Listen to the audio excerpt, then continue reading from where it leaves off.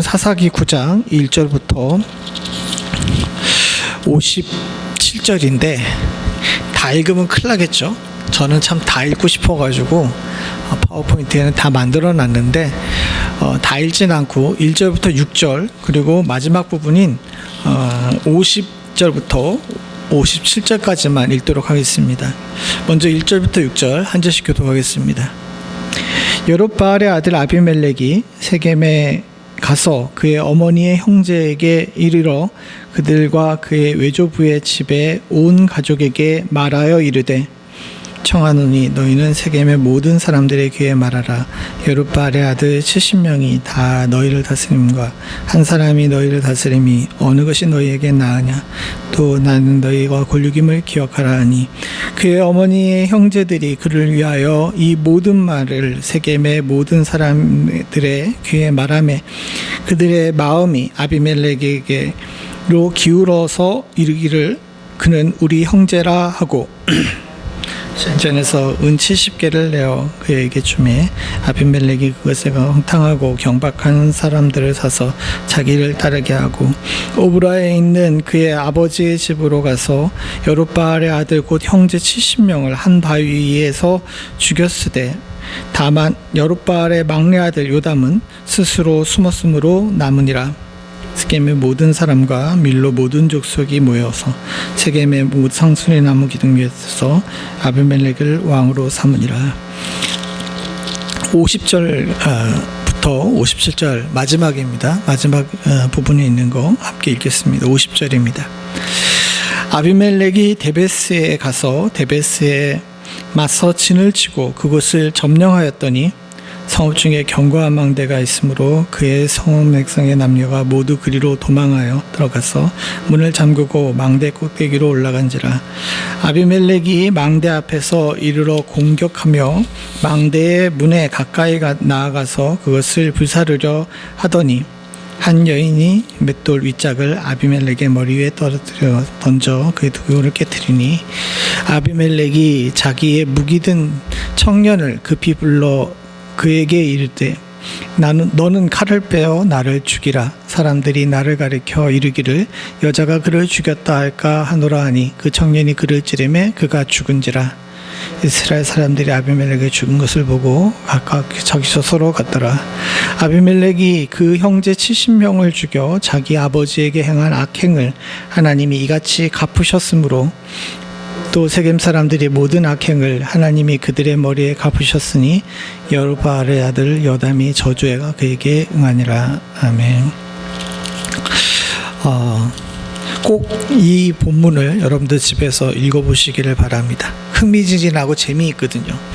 제가 오늘 말씀 중에 여기를 간단하게 정리해서 말씀을 드리긴 하지만 이 말씀 속에서 저희들이 한 가지 깨달아야 될 것이 있는데 이 사람 아비멜렉은 사사가 아니었다라는 것입니다. 이거 우리가 분명히 해야 됩니다. 근데 성경의 사사기를 보게 되면 사사기가 모두 21장으로 되어 있거든요. 근데 21장의 딱 중간에 이 아비멜렉이라는 사람에 관한 이야기가 나옵니다. 사사기라는 책의 가장 이질적인 존재가 바로 아비멜렉이에요. 사사기임에도 불구하고 사사가 아닌 사람이 사사기의 가장 중요한 중간에 위치해 있다는 것은 참 아이러니합니다. 그 얘기는 곧 뭐냐 하게 되면 사사시의 이대에 이스라엘의 진정한 왕은 하나님이시죠. 그런데 사람들은 하나님을 왕으로 섬기지 않습니다. 하나님이 왕이시고 하나님이 진정한 통치자인데 이 백성들은 자꾸 그들을 배반합니다. 그래서 하나님께서 그들에게 벌도 주시지만 또한 구원의 역사를 이루셔서 사사들을 보내어 그들을 일으켜 세우기도 합니다. 그런데 이스라엘 사람들의 마음속 깊은 곳에서는 여전히 하나님을 부정하는 마음이 있고 그 부정하는 마음에 가장 돌출되어 나온 자가 바로 이 아비멜렉이라고 할 수 있죠. 즉 하나님에 대한 반역입니다. 오늘 본문 9장에 쭉 보게 되면 하나님에 관한 이야기들이 많이 나와요. 그런데 참 놀랍게도 아비멜렉이라는 사람의 입에서는 하나님이라는 단어가 나오지 않습니다. 아비멜렉은 철저히 자기중심적인 사람이었어요. 이 사람에게는 신앙이라는 것이 없었고요. 이 사람에게는 하나님이 없었습니다. 아비멜렉은 처음부터 끝까지 자신의 이득을 위해서 자신은 살았고 뿐만 아니라 자신의 힘을 의지했고 더 나아가서 자기 스스로만을 생각하는 그런 아주 이기적이고, 또 어떻게 보게 되게 되면 영혼이 없는 사람이라고 할 수 있습니다. 근데 이 아비멜렉의 모습을 잘 봐야 되는 것이 뭐냐 하게 되면, 오늘날 많은 사람들이 이스라엘이라는, 오늘로 보게 되게 되면 교회라는 곳에 함께 살면서, 성도들과 함께 버타여 살면서도 하나님을 왕으로 섬기지 않고 아비멜렉처럼 사는 사람들이 참 많다는 거죠. 주의 교회 안에서도 성도 아닌 것처럼 사는 사람들이 종종 있게 됩니다. 심지어는 목회자들로도 그런 사람들이 있게 되죠. 그래서 그 결과가 어떻게 나오는지는 오늘 본문을 통해서 아주 파멸적이라는 사실을 깨닫게 됩니다. 우리는 오늘 이 본문을 통해서 내가 성도임에도 불구하고 성도 아닌 것처럼 살고 있는지를 돌아볼 수 있기를 소원합니다. 마치 사사시대에 사사 아닌 자로 살았던 이 아비멜렉의 모습처럼 성도인데도 불구하고 성도가 아닌 자로, 목회자임에도 불구하고 목회자가 아닌 자로 살게 되게 되면 그 결과가 파멸적임을 우리들이 알아야 될 줄로 믿습니다. 그럼 이 이질적이고 암과 같은 아비멜렉이 왜 나타나게 되는지를 우리가 먼저 살펴봐야 돼요. 이 아비멜렉이 사사시대의 왕으로 정말 누구도 원치 않았던 왕으로 태어나게 된 데에는 기드온과 이스라엘의 불의가 합작해서 나온 사생아와 같은 거예요. 무슨 얘기냐 하게 되면, 우리가 지난주까지 쭉 살펴봤지만 기드온도 잘한 일도 많지만 마지막에 그가 아주 안 좋은 일들을 몇 가지 했죠. 물질을 추구했고, 그가 자신의 가정에게 권위를 부여하기 위해서 에봇을 만들었다가 그것을 이스라엘이 음란하게 섬기는 죄악을 범하게 했을 뿐만 아니라, 그가 가지고 있는 물질의 넘침을 인하여서 좀 여러 가지 성적인 문제들을 일으켜가지고 그 결과 태어난 사람이 아비멜렉입니다. 이스라엘도 마찬가지입니다. 하나님이 분명히 왕인데도 불구하고 기드온이 전쟁터에서 이기고 돌아왔을 때 당신이 우리의 왕이 되게 되어 주십시오라고 이야기를 합니다. 물론 기드온은 거절했지만 이스라엘 사람들은 기드온의 사람들에게, 또 기드온의 후손들에게 어느 정도 권위를 부여했던 것 같아요. 쭉 뒤에 읽어보면 알지만 사사가 죽으면 끝이잖아요. 그런데 묘하게도 기드온은, 사사인 기드온이 죽었음에도 불구하고 기드온의 아들들에게 아마도 권위가 있었던 것 같습니다. 그래서 아비멜렉이 세겜 사람들에게 가서 이야기하죠. 아비멜렉이 기드온이 내 아들들 70명이 너희를 다스림이, 한 사람이 너희를 다스림이 어느 것이 너희에게 더 나으냐라고 이야기를 하면서, 이미 기드온의 아들 70명이 기드온이 죽은 다음에 어느 정도 영향력을 행사하면서 사사처럼 다스리고 있었다는 사실을 염두에 두고 있습니다. 즉 왕이 아님에도 불구하고 왕 같은 모습들을 행했던 거죠. 이런, 어떻게 보게 되게 되면 사사시대답지 않은 여러 가지 모습들이 복합적으로 섞여가지고 나타나온 불의의 열매가 바로 아비멜렉이라고 할 수 있습니다. 불의의 열매 아비멜렉이라고 할 수 있죠. 좀 더 구체적으로 살펴보게 되게 되면, 우선 1절에 보게 되면 여룻바알의 아들 아비멜렉이 세겜에 가서라고 이야기를 합니다. 여룻바알의 아들 아비멜렉이 세겜에 가서 그의 어머니 형제들에게 이르러가지고 외조부의 집에 온 가족에게 말합니다. 이 불의, 이 기드온의 불의를 조금 살펴보게 되게 되면, 기드온이 돈이 많아져요. 그러다 보니까 아내들을 많이 취하게 됩니다. 아내들을 많이 취해가지고 자식을 몇 명이나 낳았냐면 아들만 70명을 낳았어요. 엄청나죠? 그 얘기는 어떻게 보냐면, 한 사람당 5명씩만 낳았어도 도대체 아내가 몇 명이라는 겁니까? 14명, 15명 이상 된다는 거죠. 그런데 그 70명이나 되는 아들을 낳은 아내들이 있는데 세겜에 첩이 또 있었어요.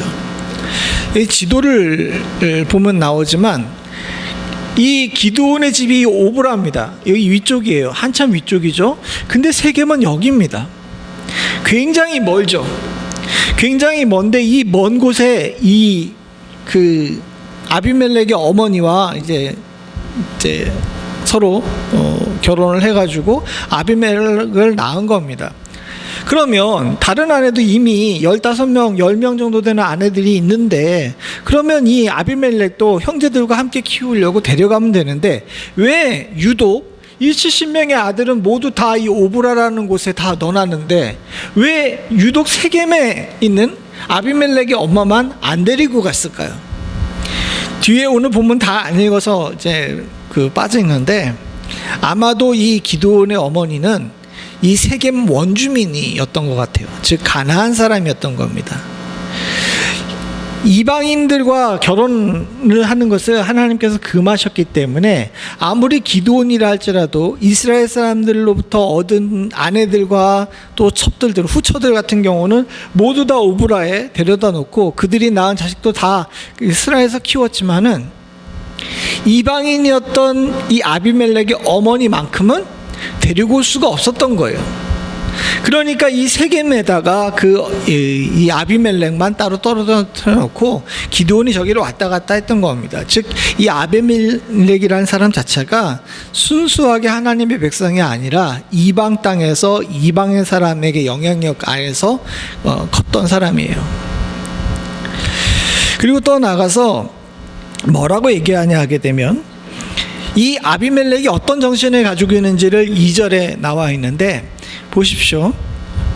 70명이 다 너희를 다스림이, 한 사람이 너희를 다스림이 어느 것이 너희에게 낫겠느냐. 그 다음이 중요합니다. 또 나는 너희와 골육임을 기억하라 하니 라고 이야기하는데, 여기 너희와 골육임을 기억하라 라고 이야기한 것을 직역하게 되면 나는 너희와 살과 뼈가 같다라는 이 표현을 씁니다. 이 표현이 이 성경에 아주 자주 나오는데, 우리 성경을 한국어로 번역할 때 이걸 그때그때마다 다르게 번역해 가지고 잘 모르지만, 이 처음에 나와 아담이 이삭을 이브를 보면서 했던 말도 내가 뼈 중에 뼈요 살 중에 살이라고 얘기했던 것도 저 단어와 이렇게 유사한 문장 구조입니다. 즉 무슨 얘기냐 하게 되면, 나는 너희와 다른 존재가 아니다. 너희와 나는 한 몸이다 라는 뜻이에요. 기드온은 본인이 부름을 받고 사사로 세운 것이 하나님의 권위로부터 시작됐어요. 근데 아비멜렉은 내가 왕이 되어야 되는 것은 하나님으로부터 부여받은 그런 부르심이나 또는 하나님께서 주신 영적인 권능 이런 것들에 대해 생각하지 않습니다. 뭐에 의지해서 왕이 되려고 그래요? 인간의 혈연, 또 아버지로부터 받은 피의 정통성, 더불어서 나는 지금 너희들 이스라엘 지역에서 가장 번영되고 번성한 지역에 살고 있는 너희와 내 피가 같다라는 것에 대해서 이야기를 하며 그 권위를 얻으려고 그러죠. 즉 무슨 얘기냐 하게 되면, 아비멜렉은 하나님에 대한 생각이 없어요. 이 사람이 왕이 되려고 한 것은 지극히 인간적인 방법입니다. 오늘날에도 정치인들이 다 이런 얘기 하죠. 한국의 정치인들이 국회의원들이 나와가서 그 선거 유세장에서 가장 많이 하는 말이 뭔지 아십니까? 우리가 남이가랍니다. 우리가 남이가. 이거 어디 사투리예요? 경상도인지 전라도인지 모르겠지만 하여튼간 이 사투리를 써가지고 우리가 남이가라고 이야기를 한답니다. 즉 저들이 가지고 있는 권위와 권력을 하나님께로부터 받는 것이 아니라, 대부분의 사람들이, 세상의 사람들은 그것을 어떤 식으로 하냐게 되면 내가 너희와 같은 골육이다, 즉 우리가 남이 아니다라는 것에서 인간에게서 그 권위를 찾고 있는 겁니다. 아비멜렉은 하나님의 나라의 왕이 되고 싶었는데도 불구하고 하나님께 묻거나 하나님으로부터 권위를 찾지 않고 지극히 인간들에게 의지했던 사람이라는 거죠. 이런 첫 단추부터 잘못 끼워졌기 때문에 아비멜렉은 결코 온전한 사람이 될 수가 없었습니다. 그리고 더 나아가서 여기에 반응하는 이 세겜 사람들도 문제예요. 이 세겜 사람들이 어떻게 반응했냐 하면, 세겜 사람들이 3절에 보니까 이 모든 말을 듣고 어떻게 합니까? 그들이 마음이 아비멜렉에게로 기울어요. 그리고 나서 뭐라 그럽니까? 우리가 남이가, 그러니까 뭐라고 얘기하냐면 남이 아니지 이라고 얘기하면서 이제 하나가 돼버린 겁니다. 그리고 나서 4절을 한번 읽어보죠. 같이 봅니다. 시작. 바알불이 신전에서 은 70개를 내어 그에게 주매 아비멜렉이 그것으로 방랑하고 경박한 사람을 사서 자기를 따르게 하고. 생각해 보십시오. 기드온의 처음 시작은 뭘로 시작했습니까? 자기 아버지의 바알 신당을 깨는 것으로 시작했죠. 근데 기드온의 아들로서 이스라엘의 왕이 되겠다고 한 아비멜렉은 어디에 찾아가서 신세를 집니까? 바알 신전에 가가지고 그 신전에 있는 내탕고에 있는 은을 받아가지고 왕위에 오르려고 동네 불량배를 사는 거예요. 사실 저렇게 왕이 되게 되면 아비멜렉은 누구에게 신세를 진 겁니까? 이 바알브릿 신전에 신세를 진 거죠. 아비멜렉은 전혀 영적인 사람이 아니에요. 자신들이 이득이 되려면 언제든지 불의한 우상들과도 연합할 수 있는 사람들입니다. 오늘 요즘 한국에 큰 문제가 생겼는데 정치가들이 특별히 기독교인 정치가들마저도 어떻게 통일교 돈을 받아가지고 선거운동을 하려고 그런 생각을 했는지 잘 모르겠습니다. 과거에는 도저히 있을 수가 없는 일인데 그만큼 한국 교회가 병들었다는 이야기이기도 하죠. 오늘날 많은 사람들이 이렇습니다. 내가 지금 이 일을 하기 위해서 뭔가가 필요한데 그 뭔가가 필요한 것을 채우기 위해서는 불의한 곳에서도 뭐든지 끌어오면 된다라고 생각합니다. 돈에는 잘못이 없다라고 생각하는 것 같아요. 그러나 사랑하는 성도님들, 성경에 보면요, 돈에도 잘못이 있어요. 그게 돈이 어디서 나왔는지가 굉장히 중요합니다. 왜냐하게 되면 주님께서 말씀하신 대로 물질이라는 곳에 마음이 있기 때문입니다. 이 아비멜렉은요, 이런 것을 분별할 수 있는 영적인 능력이 없었어요. 사실은 제가 조금 전에 정치가들에게 뭐라고 얘기했지만 사실 이런 걸 분별할 수 있는 능력을 가지고 있는 것은 영적으로 굉장히 중요한 일이고 특출한 능력입니다.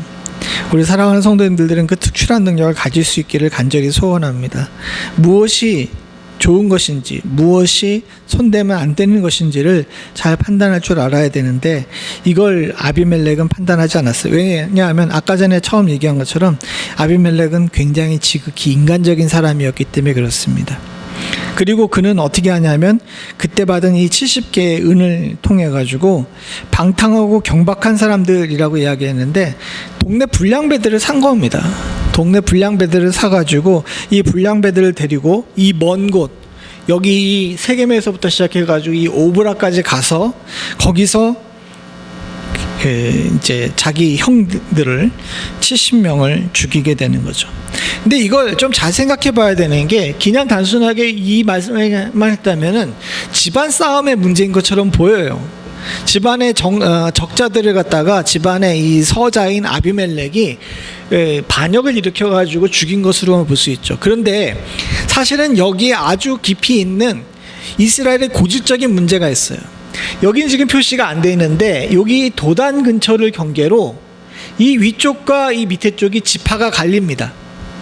이 위쪽은 므낫세 지파예요. 므낫세 지파는 사실 므낫세가 전체 지파가 모여 있으면 그러지 않았을 텐데 므낫세는 절반이 나눠져 가지고 절반은 요단강 건너편에 절반은 요단강 이쪽 편에 있는 거예요. 그래서 기드온이 항상 이야기를 하는데 우리 집이 되게 약하다라고 이야기하는 이유가 뭐냐 하게 되면 므낫세는 반지파이기 때문에 이쪽 지역에 있음에도 불구하고 이쪽 지역이 평지임에도 불구하고 므낫세 지파가 인구가 항상 모자라요. 그리고 굉장히 연약한 지파예요. 그러다 보니까 이스라엘 역사를 쭉 보게 되면 므낫세라는 지파가 의외로 힘을 못 씁니다. 그런데 반해서 이 도단성 밑으로 해가지고 이쪽 세겜 지역까지는 지파가 무슨 지파냐 하게 되면 에브라임 지파예요. 에브라임 지파는 유다 지파와 함께 가장 큰 지파이자 야곱에게 장자권을 수여받은 그런 지파입니다. 그러다 보니까 에브라임 지파는 자존심이 굉장히 강하죠. 그래서 왜 우리가 기드온 때도 봤지만 기드온이 전쟁에 나가가지고 이겼을 때 에브라임 사람들이 여기 밑에 있는 나루턱을 붙잡고서 도망가는 그 미디안 사람들 다 죽였잖아요. 그리고 나서 이 에브라임 사람들이 와가지고 기드온에게 가서 너 왜 우리 안 불렀어? 라고 이야기했을 때 기드온이 어떻게 합니까? 에브라임 사람들을 잘 달래죠. 근데 너희들가 나보다 더 큰 일을 했으니까 그러지 마라. 너희들이 훨씬 큰 일을 했다라고 이야기했던 이유가 뭐냐 하게 되면 이 므낫세 지파 자체가 에브라임 지파랑 이렇게 될 수 있는 상황이 아니에요. 근데 생각을 해보십시오. 이 기드온이 사사가 되어가지고 오랫동안 잘 다스립니다. 에브라임 사람들을 볼 때에는 저 므낫세가 약하고 어떻게 보게 되면 우리 밑이었는데 쟤네가 잘 나간단 말이에요. 그러다 보니까 어떻게 되는 겁니까? 이 우월한 에브라임 사람들이 이 연약한 므낫세 사람들, 특별히 오브라를 중심으로 한 기드온의 아들 70명들이 이스라엘을 다스리는 것이 안이 꽂고 꼴 보기 싫었던 겁니다. 무슨 얘기인지 아시겠죠? 그러니까 이 세겜 지역, 비록 이방의 피를 따라 살았지만 이 세겜 지역에서 나온 이 아비멜렉이 에브라임 사람들 입장에서 보게 되면 저 멀리 므낫세 지역에는 오브라에 있는 70명의 기드온의 아들들보다는 훨씬 더 어떻습니까? 마음에 든 거죠. 우리가 남이 가가 여기 나타나는 겁니다. 여기를 아비멜렉이 콱 찌른 거예요. 나는 너희와 골육이다라는 것은 다른 얘기로 하게 되면 난 므낫세 사람이 아니라 나는 에브라임 사람이다라고 이야기를 한 겁니다. 이게 굉장히 중의적인 거예요. 사실 교회 안에서 이런 일들이 참 많이 일어납니다. 교회 안에서도 보게 되게 되면 우리 지금 여기는 안 그렇지만 이 멤피스까지 와가지고 그럼 진짜 큰일이죠. 캘리포니아까지만 해도 전라도 교회와 경상도 교회가 있어요. 참 놀랍죠? 전라도 교회와 경상도 교회가 캘리포니아에도 있어요. 저는 몰랐는데 시간이 지나고 나니까 이렇게 보게 되니까 경상도 교회, 경상도 사람들이 모이는 교회랑 전라도 사람들이 모이는 교회가 있더라고요. 서울에도 보게 되면 서울과 인천 지역에 보게 되면 솔직히 말하면 서울 토박이들은 별로 없잖아요. 잘 보게 되면 서울에 잘 지금에야 좀 덜하긴 하지만 제가 한창 성장할 때 90년대 2000년대까지만 해도 이북 사람들이 모이는 교회, 경상도 사람들이 모이는 교회, 전라도 사람들이 모이는 교회가 이렇게 구분되어 있습니다. 참 우리나라도 고질병이죠. 우리가 남이가라는 겁니다. 교단 총회가 있어요. 한국 교회 교단 총회가 있는데 교단 총회가 항상 이 문제로 싸웠어요. 총회장 선거 때만 되게 되면 자기 지역 출신의 누구를 놓고서 선거 운동합니다. 돈 날리고 난리도 아니었습니다.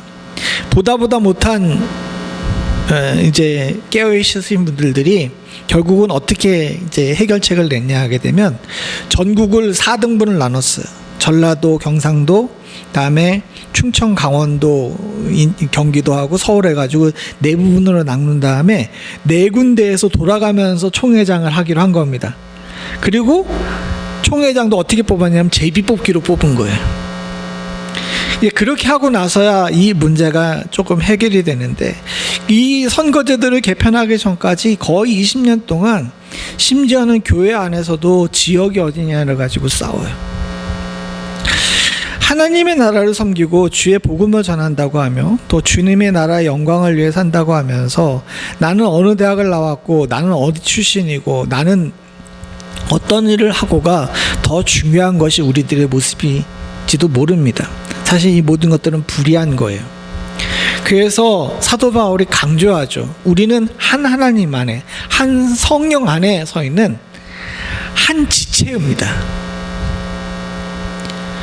이것이 흐트러지게 되게 되면요.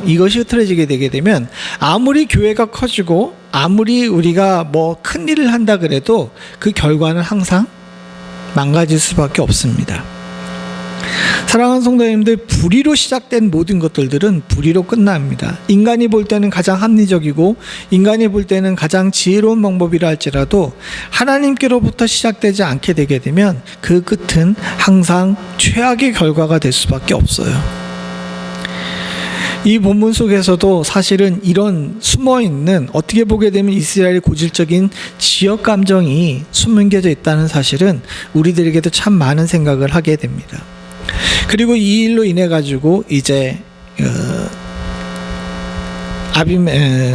기드온의 70명의 자식들이 다 죽고 딱 한 사람 요담만이 살아남게 됩니다. 요담이라는 사람이 숨어서 살아남게 되죠.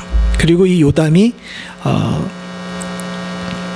이 모든 일들이 일어난 다음에 이 아비멜렉이 왕이 된 것을 보고 세겜 땅에 가서 저주를 퍼부면서 한 가지 예를 듭니다. 근데 이 일하기 전에 먼저 세겜을 보게 되게 되면 이 세겜이라는 지역이 좀 특이해요.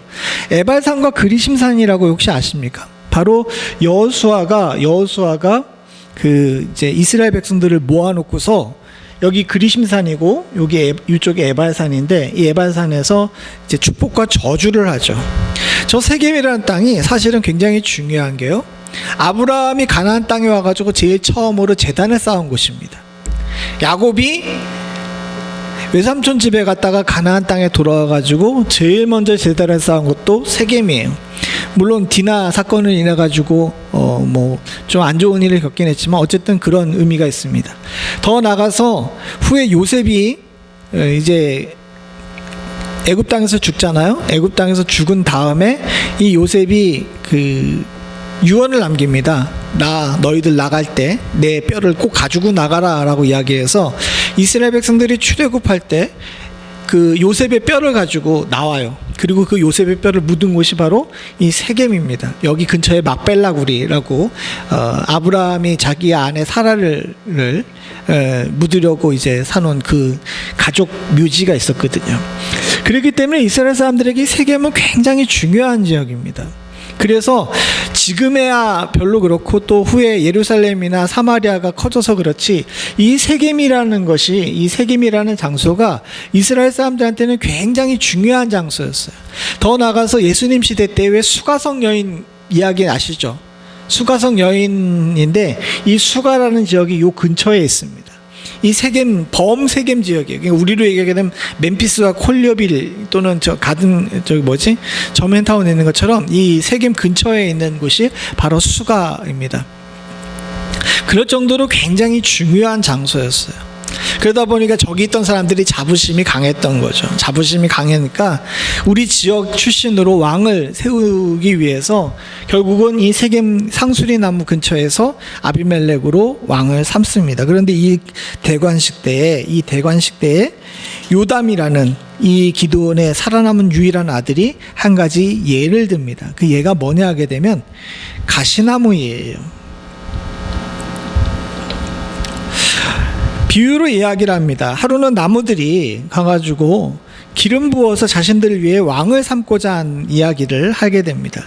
그래서 요담이 그리심산 꼭대기에서 이 이야기를 시작하면서 하나님의 말인데 라고 이야기를 하면서 이 나무들이 왕을 세우는 이야기를 합니다.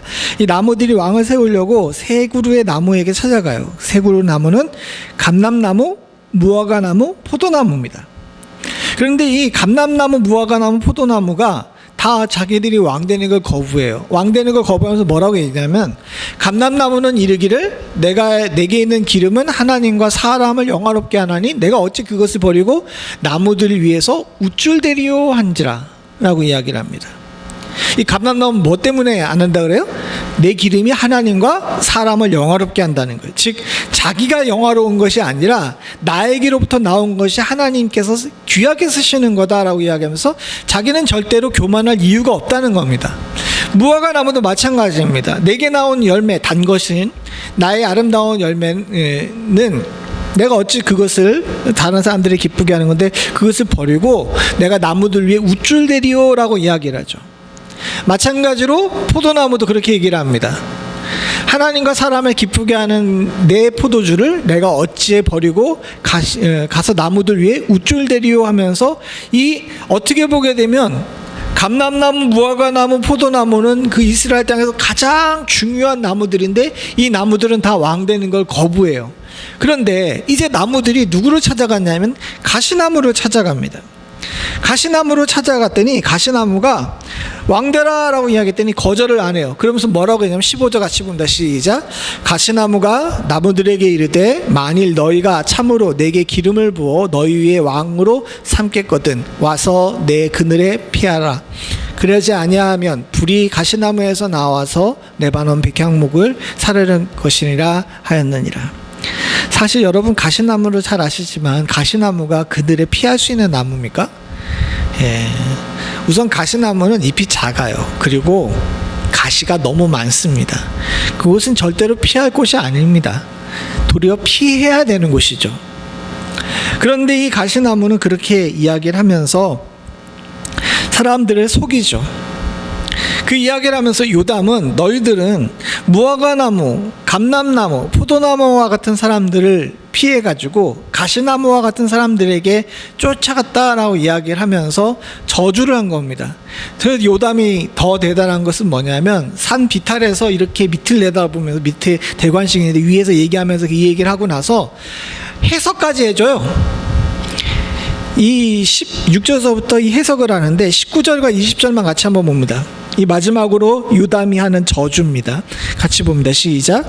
만일 너희가 오늘 여룻바알과 그의 집을 대접하는 것이 진실하고 의로운 일이면 너희가 아비멜렉으로 말미암아 기뻐할 것이요 아비멜렉도 그와 너희로 말미암아 기뻐하려니와 그렇지 아니하면 아비멜렉에게서 불이 나와서 세겜 사람들과 밀로의 집을 살을 것이요 세겜 사람들과 밀로의 집에서 불이 나와 아비멜렉을 살을 것이니라 하고, 그리고 이 요담은 저 멀리 북쪽으로 도망을 가버립니다. 사실 20절이 굉장히 중요한 내용이에요. 20절에 이 요담이 저주를 한 내용이 굉장히 중요합니다.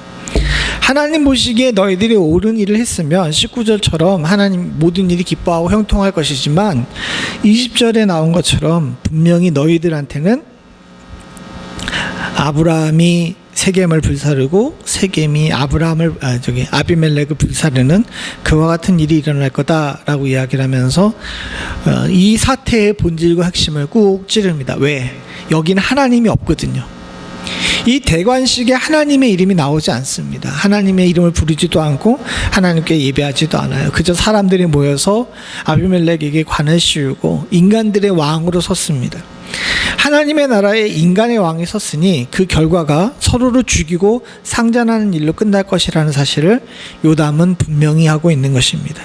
실제로 이런 일들이 벌어지게 됩니다. 악인의 결말을 우리가 함께 살펴보죠. 악인의 결말을 보기 전에 먼저 생각해 봐야 되는 것이 22절입니다. 22절 같이 봅니다. 시작. 아비멜렉이 이스라엘을 다스린 지 3년에 라고 나옵니다. 이스라엘을 다스린 지 3년에 라고 이야기합니다. 보통 다른 사사들은 그 땅에 누가 사사로 서면 몇 년 동안 그 땅이 평안하니라 라고 이야기를 하는데, 여기 이 우리 성경에는 그냥 다스린 지라고 이야기 나왔는데, 다스리다라는 단어가 다스리다라고 표현한다기보단 투쟁한이라고 번역하는 게 훨씬 낫습니다. 그 단어가 원래 가지고 있는 의미. 지금 무슨 얘기냐 하게 되면 아비멜렉과 이스라엘이 3년 동안 서로 다툰 거예요. 3년이라는 동안 다스렸는데 사실은 다스린 것이 아니라 아비멜렉은 군림하지만 이스라엘은 아비멜렉과 서로 다투고 있었던 거죠. 평안하지가 않았던 겁니다. 그리고 결과적으로 어떻게 됐냐면 23절에 나온 것처럼 하나님이 아비멜렉과 세겜 사람들 사이에 어떻게 합니까? 악한 영을 보내심에 세겜 사람이 아비멜렉을 배반했습니다. 어떻게 배반했냐면 24절 같이 한번 보죠. 시작. 이는 아비멜렉 여룻바알의 아들 70명에게 저지른 포악한 일을 갚되 그들을 죽여 흘린 피를 그들의 형제 아비멜렉과 아비멜렉의 수를 도와 그의 형제들에게 주게 한 세겜 사람들에게로 돌아가게 하심이라. 하나님께서 요담이 얘기한 것처럼 원수를 갚기로 작정하신 겁니다. 그래서 어떻게 했냐 하게 되면 오늘 여기 지도에 여기 지금 읽지 않지만 아까 지도를 조금 더 확대해 보게 되면 여기 세겜이잖아요. 이 세겜이 이쪽으로 가는 길과 이쪽으로 가는 길과 이쪽으로 가는 길, 이 세 길에 교차점에 있는 겁니다. 아주 딱 번성하기 딱 좋잖아요. 번성하기 좋은데 세겜 사람들과 이 아비멜렉이 자꾸 다투니까 아비멜렉이 세겜 땅에 살지 않고 여기는 아루마에 살았어요. 산꼭대기 위에 산 겁니다. 산꼭대기 위에서 이 세겜 사람들을 밑으로 내려다보면서 세겜 사람들을 다스리고 있었던 거죠. 즉 세겜 사람들과 이미 아비멜렉이 서로 관계가 서로 좋지가 않았던 겁니다. 그런데 이 세겜 사람들이 어떻게 했냐 하게 되면 25절에 보게 되면 세겜 사람들이 산 꼭대기에 사람을 매복시켜 아비멜렉을 엿보게 하고, 이 아비멜렉이 아루마라는 곳에 도읍지를 세웠는데 요 세겜 사람들이 여기다가 그 사람들을 파견해 가지고 이 아비멜렉이 뭐 하고 있는지를 갖다가 이렇게 들여다보는 거예요. 염탐하는 거예요. 벌써 이제 그 별로 관계가 안 좋다는 거 알 수 있죠. 그리고 그 길로 지나다니는 모든 자들을 다 강탈하게 하니 어떤 사람이 그것을 아비멜렉에 알리니라. 생각해 보십시오. 아비멜렉이 왕으로서 아로마의 도읍지를 세웠으면은 세금을 걷잖아요. 이스라엘 각지에서 세금을 받으면 그 세금을 갖다 가지고 올라올 거 아닙니까? 그럼 세겜 사람들이 여기 딱 이 교차로를 딱 지키고 이 산 위에다가 사람들을 파송한 다음에 여기에서 세금 거들어오는 사람들의 세금을 어떻게 한 거예요? 강탈한 거예요. 그리고 이걸 아비멜렉이가 어떤 사람들이 이야기를 합니다. 벌써 사태가 별로 안 좋다는 걸 우리가 알 수 있게 되죠. 이런 상황 속에서 무슨 일이 있었냐 하게 되면 가알이라는 사람이 나타나게 돼요. 가알이라는 사람이 나타나가지고 아비멜렉에 대해서 세겜 사람들에게 충동질을 합니다. 충동질을 하면서 뭐라고 이야기를 하냐 하게 되면 28절에 보게 되면 에베스 아들 가알이 이르되 아비멜렉은 누구며 세겜은 누구이기에 우리가 아비멜렉을 섬기리요 그가 여룹바알의 아들이 아니냐 그의 신복은 스불이 아니냐 차라리 세겜의 아버지 하몰의 후손을 섬길 것이라 우리가 어찌 아비멜렉을 섬기리요 라고 이야기하는데 이 하몰이 누구냐 하면 원래 세겜성을 쌓은 사람이자 이름이 좀 익숙하죠. 누구냐 하게 되면 예전에 야곱의 딸인 다말을 갖다가 그 범한 사람의 아버지입니다. 그러니까 다말이 그 세겜의 아들에게 그 뭐죠? 좀 부끄러운 일, 강간을 당하게 돼가지고 이제 그 일로 인해서 이제 결혼하겠다라고 이야기했을 때 시므온과 레위가 나서가지고 이야기하죠. 너희들 할례가 안 받았기 때문에 결혼할 수 없다 그랬더니 이 세겜 사람들이 그럼 우리가 할례를 받지 하고 나서 다 단체로 할례를 받았을 때 다 아파가지고 원래 이제 할례를 받으면 다 아프잖아요. 아프가지고 있는데 이 레위와 시므온이 가가지고 거기 있는 사람들 다 죽였죠. 그때 나온 사람이 이 하몰입니다. 벌써 이 가알이라는 사람 자체는 우리가 왜 기드온의 아들 아비멜렉을 섬기냐 도리어 여기 기드온을 세웠던 하몰의 후손 즉 가나안 사람들을 섬기는 것이 낫지 않느냐 그러면서 충동질을 한 겁니다. 이미 세겜 사람들과 아비멜렉 사이는 돌아오지 못할 강을 건넌 거예요. 그런데 이때 무슨 일이 있었냐면 이 세겜 가운데서도 아비멜렉 편이 있었겠죠. 그 아비멜렉 편이 누구냐 하게 되면 스불이라는 사람이었습니다. 스불이라는 사람이 이 얘기를 갖다가 아비멜렉에게 가만히 보내가지고 이야기를 합니다. 그래서 이 사람들이 지금 이런 일들을 하고 있으니까 당신은 와가지고 여기 들판에 매복했다가 밭에 매복했다가 이 사람들을 유인할 테니까 이 사람들을 다 죽이십시오 라고 이야기를 합니다. 그래서 34절에 보게 되면 아비멜렉이 그와 함께 있는 모든 백성들이 밤에 일어나 네 떼로 나누어 세겜에 맞서 매복하였더니 라고 이야기를 하죠. 그리고 이제 가알이 성문 앞에 섰을 때 이 스불이 가알을 충동질합니다. 야 쟤들 왔으니까 네가 가가지고 네 말대로 아비멜렉을 쳐 죽이고 네가 스스로 왕이 돼보라 라고 이야기를 하니까 이 가알이 겁도 없이 쫓아 내려갑니다. 이때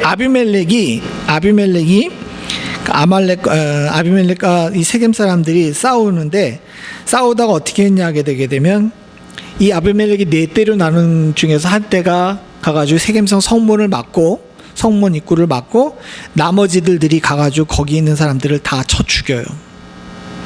세 무리로 나눠가지고 거기 있는 사람들 다 쳐 죽입니다. 아비멜렉이 이 세겜 사람들을 친 거죠.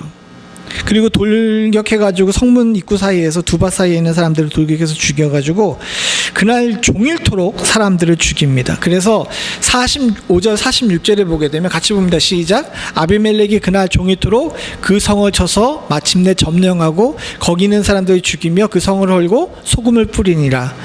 46절 같이 봅니다. 시작. 세겜 망대의 모든 사람이 이를 듣고 엘브릿 신전으로 보루로 들어갔더니 결국은 이 엘브릿 신전 산 꼭대기에 있는 그 보루에 그 세겜 사람들이 피난을 한 거예요. 참 비극이죠. 세겜 사람들은 자신들이 살과 뼈라고 생각해가지고 아비멜렉을 왕으로 세웠는데 아비멜렉이 결국은 세겜을 갖다가 다 불살라버리고 헐고 소금을 뿌린 겁니다. 그리고 살겠다고 이 엘브릿 신전, 이 바알브릿 신전이에요. 여기 엘브릿이라고 나와 있는데 이 엘과 바알을 갖다 혼용해서 쓰거든요. 그러니까 자기에게 70개의 은을 줘가지고 왕을 만들었던 그 신전이 바로 이 엘브릿입니다. 바알브릿인데 엘브릿이라고 이제 여기를 쓴 건데, 바알브릿 신전에 사람들이 모여 있으니까 어떻게 했냐 하게 되면 49절에 같이 봅니다. 시작. 모든 백성들도 각각 나뭇가지를 찍어서 아비멜렉을 따라 보루 위에 놓고 그것을 얹어 있는 보루에 불을 놓음에 세겜 망대에 있는 사람들이 다 죽었으니 남녀가 약 1000명이었더라. 1000명의 사람들이 바알브릿, 이 아비멜렉이 왕이 있을 때 신세 졌던 그 신전에 피해 있는데, 그 신전에 1000명 가까운 사람들이 모였다 그러니까 아비멜렉이 손수 나서 가지고 나무를 찍어 가지고 거기에 쌓아놓고 다른 백성들에게도 나처럼 하라 라고 이야기해서 정말 다른 사람들이 아비멜렉처럼 그렇게 해가지고 거기에 어떻게 하는 겁니까? 불질러 가지고 다 태워 죽인 거예요. 20절에 보게 되게 되면 요담이 그랬죠. 그렇지 아니하면 아비멜렉에게서 불이 나와서 세겜 사람들과 밀로의 집을 살을 것이요. 아비멜렉에서 불이 나와서 정말 세겜 사람들을 살라버렸잖아요. 그런데 이 일이 있고 나서 이대로 끝난 것이 아닙니다. 이 세겜의 반역에 동참했던 사람들이 있었어요. 동참했던 사람들이 누구냐 하게 되면 여기 있는 데베스 사람입니다. 이 세겜과 거리가 얼마 안 먼 사람인데 아마 세겜 근처에 있었던, 세겜과 굉장히 친했던 그런 부족인 것 같아요. 그러니까 아비멜렉이 세겜만 아니라 반역자들이 남아있고 이 세겜 사람들이 도망갔다 그러니까 이 데베스라는 곳에 쫓아간 겁니다. 쫓아가가지고 데베스에 맞서 진치고 점령을 하죠. 점령을 해가지고 또 마찬가지로 망대에 다들 가 숨었다라고 이야기하니까 52절에 보게 되게 되면 아비멜렉이 이 세겜에서 했던 것과 똑같이 망대 앞에 이르러가지고 망대 문 가까이 나가서 그것을 불살리려고 한 거예요. 똑같이. 그랬더니 어떻게 합니까? 한 여인이 맷돌 윗짝을 들어가지고 던졌는데 그게 해필이면 가가지고 머리에 맞아버린 거예요. 그래서 어떻게 되죠? 아비멜렉이 결국은 죽습니다. 근데 성경은 이걸 뭐라고 평가하냐게 되면 56절 57절 같이 봅니다. 시작. 아비멜렉이 그의 형제 70명을 죽여 자기 아버지에게 행한 악행을 하나님께서 이같이 갚으셨고 또 세겜 사람들의 모든 악행을 하나님이 그들의 머리에 갚으셨으니 여룻바알의 아들 요담의 저주가 그들에게 응하니라. 하나님의 나라에 하나님이 세우시지 않은 인간들이 만든 왕이 섰어요. 그리고 인간들이 그 왕을 만들면서 굉장히 크게 많은 여기 악행들을 행했죠. 하나님께서 이걸 가만히 보고 계시는 것처럼 보여요. 70명이 죽었고 3년이라는 세월 동안 시간이 흘러요. 그러면 사람들이 생각할 때, 야, 하나님이 없나 보다. 인간들이 막 저렇게 해도 아무도 거기에 대해 손대지 않는구나 라고 생각하는 경우가 많이 있습니다. 근데 본문에 보니까 어떻습니까? 하나님께서 다 갚으세요. 우리는 믿는 사람으로서 이런 하나님의 정의를 잘 기억해야 됩니다. 우린 때때로 우리 주변에 하나님이 통치하시는 이 땅에 인간들 마음대로 행하려는 자들을 만나게 되는 경우가 많습니다. 근데 그런 사람들, 여러분 부러워하거나 그런 사람들의 형통을 따르려 하지 마십시오. 하나님께서는 반드시 그 일에 대해서 여기 본문에 나온 것처럼 그대로 갚으시는 줄로 압니다. 그리고 그 갚음이 공의롭고 정의롭지만 한편으로는 되게 파괴적이고 불쌍해요. 저는 아비멜렉을 동정하진 않습니다. 그러나 이 본문 속에서 나왔던 이 아비멜렉은 사실 태생서부터 굉장히 불행한 사람이었어요. 그리고 그 불행을 이겨보려고 여러 가지 방법을 취했는데 그가 취한 방법이 하나님의 방법이 아니라 인간적인 방법이었던 거죠. 그랬기에 왕조 시대도 아님에도 불구하고 왕으로 불렸고 그리고 왕으로 살았지만 그 짧은 3년 동안도 편안하지 않았고 결국은 비참하게 죽는 모습을 보게로 끝을 마치게 됩니다. 우리에겐 이런 일들이 없기를 간절히 소원합니다. 누구에게나 다 이해할 만한 인생은 있습니다. 그러나 사랑하는 성도님들, 이해는 해줄 수 있지만 그 사람이 하나님 앞에서 온전하지 못하고 의인의 길을 행하지 못한다 그러게 되면 아무리 우리가 동정한다 할지라도 하나님께서 그들에게 하시고자 하는 정의는 결코 동정이 없어요. 그래서 우리의 처지와 형편이 어떻든지 의의 길에 서는 것, 하나님 편에 서는 것이 그렇게 중요한 것입니다. 여러분 모두가 다 하나님 편에 서실 수 있기를 간절히 소원합니다. 불행하지만 서로 동정할 수 없는 이 아비멜렉의 삶을 통해서 우리들이 하나님께서 주시는 경고를 잘 받고 하나님의 나라에 사람답게 설 수 있는 은혜가 있기를 소원합니다. 사사시대에 사사시가 아닌 자가 섰던 것처럼 교회 시대에 교회 안에 교회인이 아닌 사람들이 서는 경우가 많이 있습니다.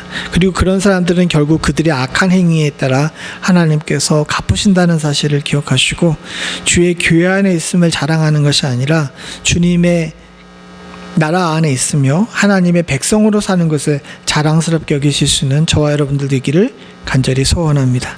같이 기도하시겠습니다. 하나님 아버지 감사합니다. 주님의 나라에 살면서도 주님의 나라 백성답지 않게 사는 많은 사람들을 보게 됩니다. 아버지 하나님, 저들이 가는 길이 불의하고 온전하지 않은 길이었다면 하나님께서 그것을 반드시 갚으시고 거기에 대한 대가를 치름을 오늘 우리 본문을 통해서 알게 하심을 감사드립니다. 어떻게 보게 되면 불쌍했던 아비멜렉, 태생서부터 불쌍했던 차별받았던 존재였지만 그 사람이 가지고 있던 여러 가지 한계 속에서 나왔던 불의와 온전하지 못함 그리고 악행은 결국 그의 삶을 망가뜨리고 모두가 다 함께 불행한 일로 끝났다는 사실을 저희들 본문을 통해서 짚어보게 하여 주시고 하나님 그 어떤 일을 만나도 의의 길에 서는 자, 복 있는 자리에 앉는 자 될 수 있도록 저희들 항상 깨어있을 수 있도록 주님 도와주시옵소서. 주께서 오늘도 우리를 향해 말씀으로 교훈하셨사오니 이 말씀이 교훈하는 이 귀하고 복된 말씀을 하나님 아버지 저희들 잊지 않게 하여 주시고 하나님 주님의 말씀대로 살 수 있는 축복이 저희들 가운데 있게 하여 주시옵소서. 모든 말씀 예수님의 이름으로 간절히 기도드립니다. 아멘.